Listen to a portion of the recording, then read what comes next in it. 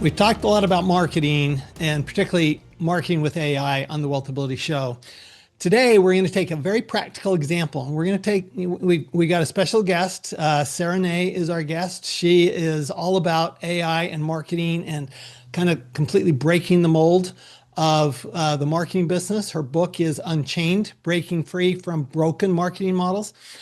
Sara, I want to welcome you to the show. I am so excited to do this because I think that the small business has an opportunity today, practically, that's never been available in the history of the world.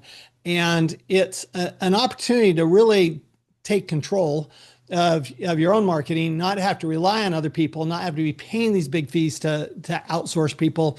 And so I'm really glad to have you on the show, Sara. If you would, give us a little of your background. Of course. Thanks for having me on the show, Tom. And I agree. I think it's an incredible opportunity that we are in right now for the small business space. But my name is Sara Nay. I'm the CEO at Duct Marketing.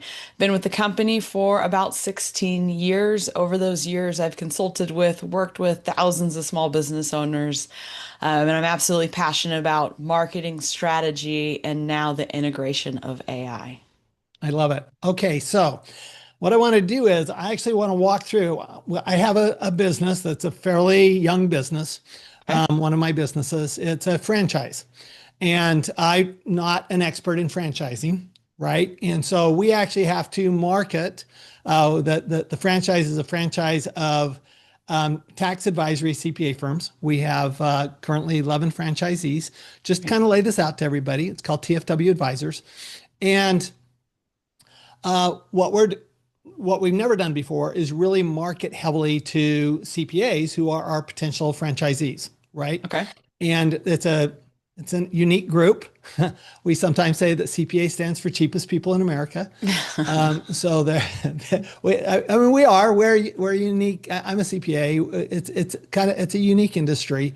It's kind of a cross between a medical professional who's serving people and a legal professional and a financial professional. I mean, it's all of those things together, and then it's a personality of an engineer, right? So it's this really interesting combination.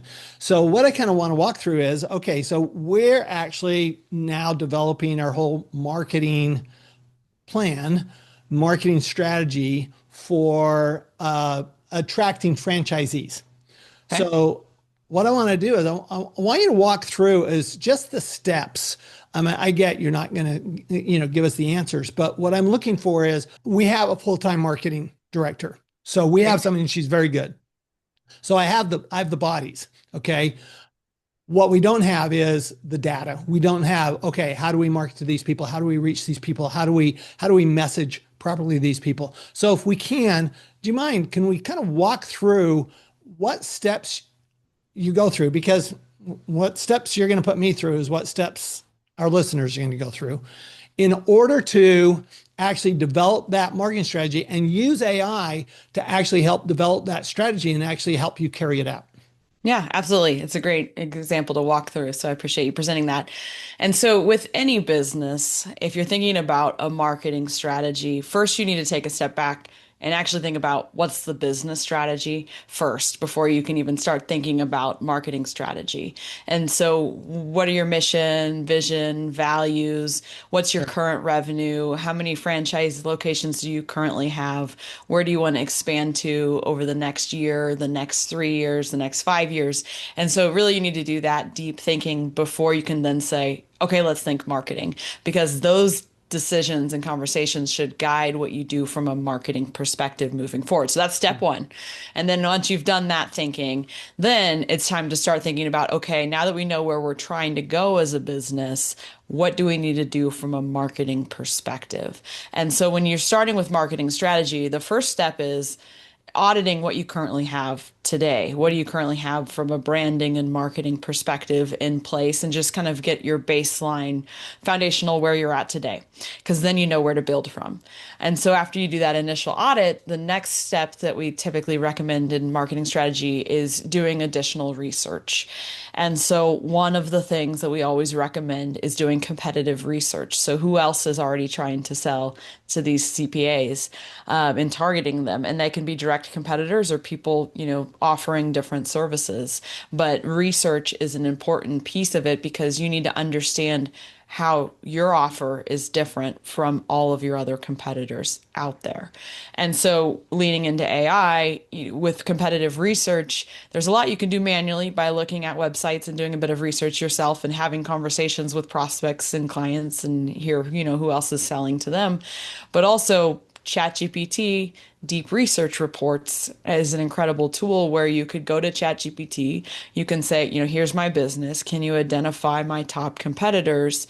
Once ChatGPT identifies top competitors, you can then pull a deep research report that essentially gives you more and more information on your competitors as well. And so that's one piece. And then we typically recommend interviewing some of your best clients. And so you mentioned, I think you have 11 locations already with franchisees, Right. interviewing them and why they chose you and why they went with you and why they think you're different and why they want to stick with you the long term, because you need to learn about them as humans and their decisions to then be able to attract more people like them in the future. And so we recommend doing all of that research so you then can create two key pieces before you move forward. You can then create your ideal client profiles on a deep level. So, not just demographics, but emotional level. What keeps them up at night? What causes them to move forward? Why are they reluctant to spend money? You need to understand those things on a deep level to then be able to craft messaging that resonates with them. Because that's honestly step one and two of any marketing. Deeply understand your clients, craft messaging that resonates with Okay, them. so let's talk about that for a second Of course. because I think one of the hardest things for business owners is crafting the messaging. And Hmm. I suspect now, we read a lot about students and colleges having problems with this. I suspect that AI can help, but I suspect AI can't do it. Hmm. That it's still your message. And what I found with AI is really good if you ask really good questions, but it only has answers. It has no questions. And so you have to ask really good questions. So when you're crafting that message, what are the questions you're asking in order to craft that message? Yeah, and that's a great point with AI specifically. Let me address that first is, when you're going through all these steps of marketing strategy, if you're feeding it all of this information and then you get to the messaging point, it can be a decent assist when it comes to messaging. Because if you're feeding it with, your audit and your results and your competitive research and how you can stand out and your interviews with your clients, and it's capturing all of those transcripts and you're putting that into AI, when you get to the messaging piece, it can assist, but it does really need to come from the human, because we understand how to relate with other humans and empathy and all of the things that are important that comes with messaging.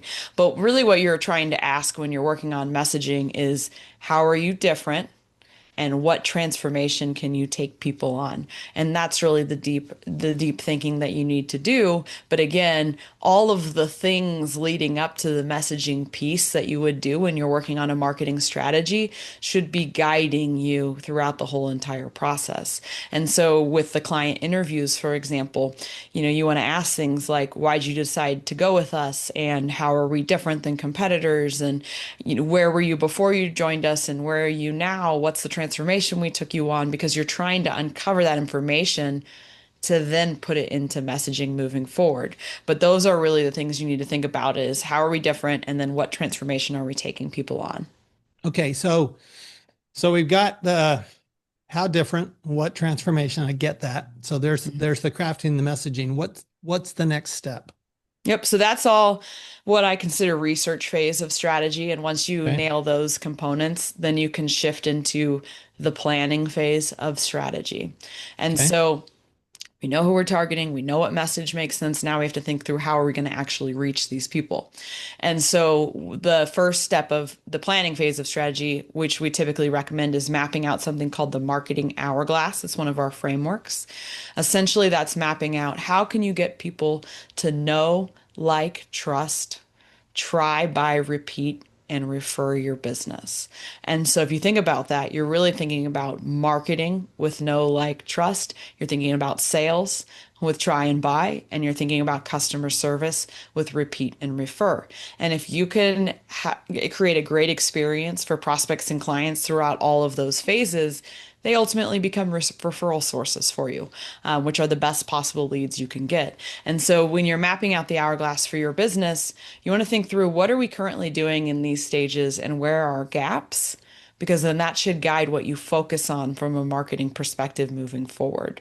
And so you might say, for no, which is what a lot of people think of as awareness, people are finding us from referrals and from paid ads.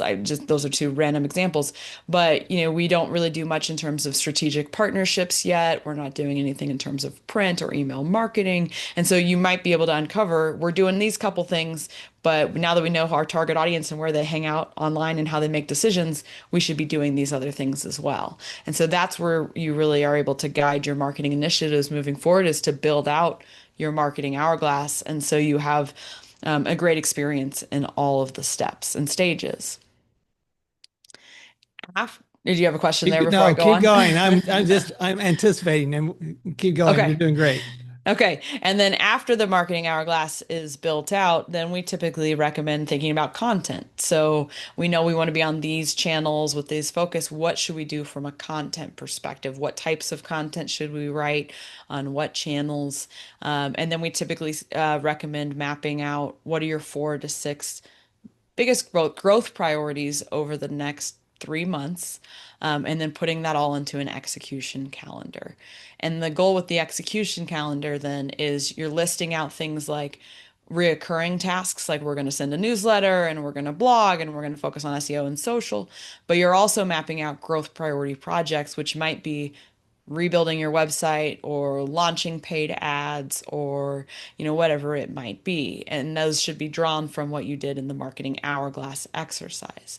And so the goal with strategy really is, it's two parts. It's, you do a bunch of research to then put it into a plan to be able to then map out actual execution, because that's where some people fall flat, is they spend a lot of money creating the strategy, but then they Right. can't get from strategy to actually do something with it.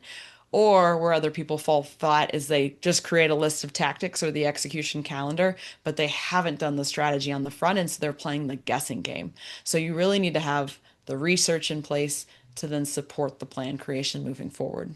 Oh, that makes sense. And so marketing, the way I look at marketing, and I'm open to your thoughts, is it's really driving leads. Okay. But once you get the leads in, so you're trying to accumulate people coming to you. So you've got leads, but you still have to work them through. There's more to that. And it's not just sales, because you can't go straight from, okay, I've got them and then I sell them. Mhm. There's a lot of relationship building, particularly when you're talking about, I mean, a franchise, that's a partnership basically, right? Yep. They're like putting their whole business in your trust here. And so how do you use AI to kind of build that out? Yeah, so exactly to your point, like I agree, marketing is leads, but that's not all it is. That's where a lot of people think marketing lives, but I argue marketing is leads, but it's also the relationship building and the nurturing and the sales and the customer Right. service. Like marketing really goes into all different areas of your business, because if your marketing department lives over here and it's saying one thing, and then your sales department and lives over here and it's saying something else, like the prospects will experience this disconnect, and a lot of trust is lost through that process.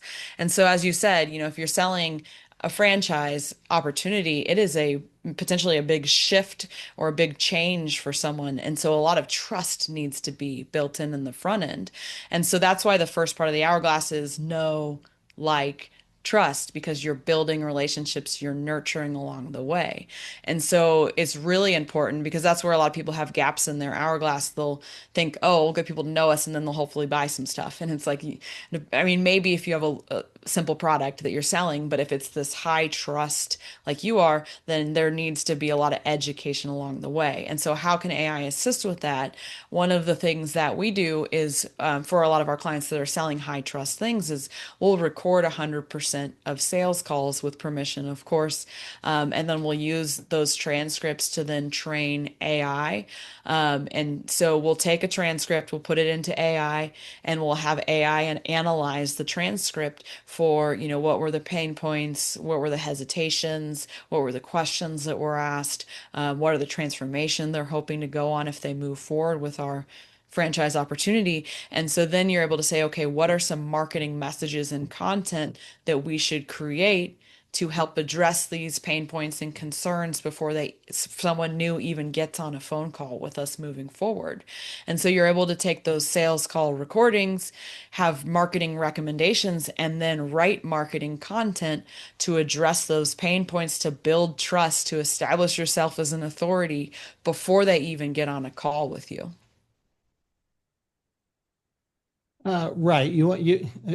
Object. You're handling the objections first, right? Yeah. And using AI to analyze the calls and to Interesting. handle those and even write some of the content for you as well. So that's, before in sales, you had to pay attention to that stuff on your own and you miss things over time. And so now with AI, one of the great things it can do is analyze calls and data. And so you're able to take, that information and put it into AI to help then create marketing content moving forward. So this has been great. And I'm certainly seeing what can be done. And we have, the marketing people, we can actually do this. Yeah. I'm thinking about some of our listeners are probably thinking, well, wait a minute, wow, this is a lot. It's a lot of work. And you talk about don't rent your marketing. Okay. Whereas, I think some of the small business owners are thinking, who can just do this for me? Yeah. Yeah, in having someone do it for you isn't necessarily renting your marketing as long as it's a collaboration and a partnership. And so at Duct Tape Marketing, we've been in the space for about 31 years. We've always worked as more of a fractional CMO to our clients. And so we will come in and we will work alongside the businesses that we support, where we create this marketing strategy with them and we educate them along the way. And so in that way, and we're providing them with the plan and strategy at the end of an initial 45-day engagement. And so in that sense, you're not necessarily renting your marketing. When I talk about renting your marketing in my book, Unchained, it's more so the businesses that, for example, work with an agency and they pay the agency, let's say $6,000 a month, and they have no idea what the agency is doing. The agency owns the accounts. The agency sends them a report, and they're like, "This is foreign to me. I hope we're getting results." And so that's really where you're Right. renting marketing. And so that's one example where it's more of a collaboration or partnership. If you don't have marketing team in place, is if you were working with a company like ours, we have you set up your own accounts. For example, if you have like paid ads running or whatever, and give us access to that. And then we educate our clients along the way and we build systems in their business. So one day, if they want to replace us and bring marketing in-house, we'll help them hire. We'll help them onboard marketers. We'll help them take that control. And so if you're working in my book, I talk about anti-agency model. That's not saying all agencies are bad. We are one. But the agencies I think that are helping people take ownership are the ones that are empowering and educating Right. and setting up things correctly and thinking of it as a partnership and not just an outside vendor. I like that. That's how we work with our clients is that Yep. we're partners with our clients. We're not doing it for them. Yep. Basically, what I hear you say is it's like when, if you ever hear somebody talk about delegation, and I always think about delegation versus dumping. Yep. And what I'm hearing you say is, well, you can't dump your marketing on somebody else. You can delegate aspects of it. You can get help with it, but you really can't abdicate your role in that marketing. I think that's really wise to look at it that way. Now you talk a lot about Chat GPT, and of course that's the big one that everybody uses. Are there any specific tools that we maybe don't know about that you know about that are marketing specific that maybe tap into Chat GPT? That's where everybody's basically tapping Chat GPT eventually, but Is there anything that you go, hey, this is a really cool little tool that you might want to use for content creation or for the marketing messaging, your emails, whatever? Absolutely good question. There's two that I'll shout out. One is called Ella by Atomic Elevator. So when you're searching, search for Atomic Elevator and it will come up. Essentially, I think of ChatGPT as a generalist tool. It can do a lot.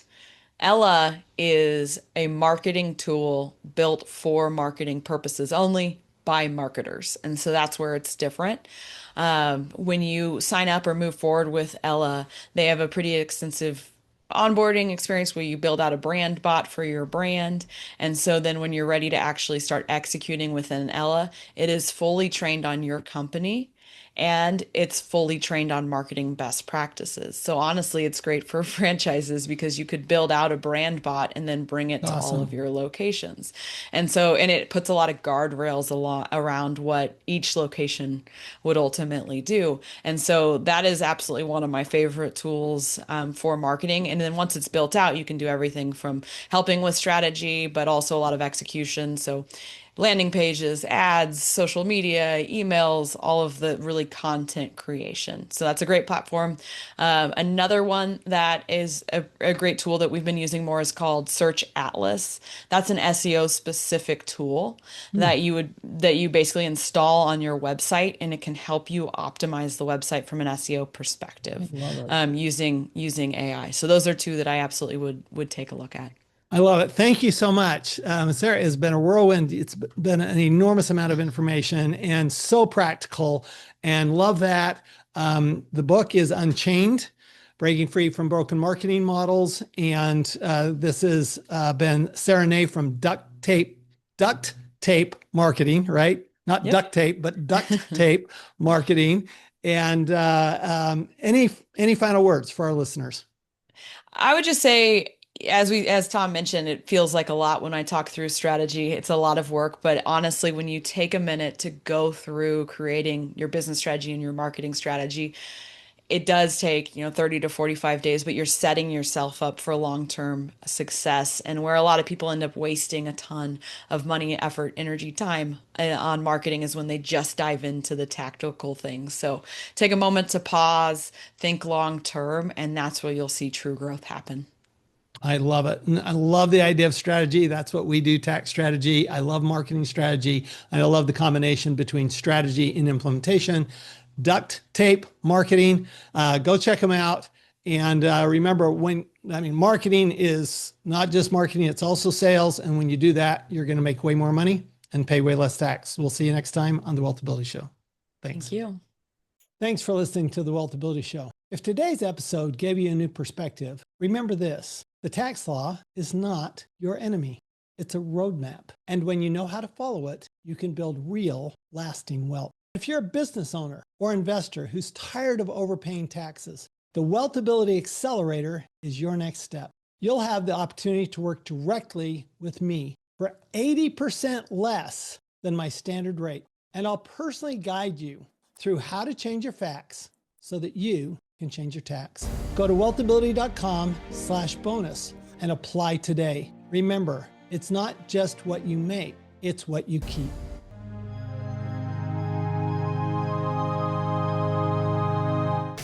This podcast is a presentation of Rich Dad Media Network.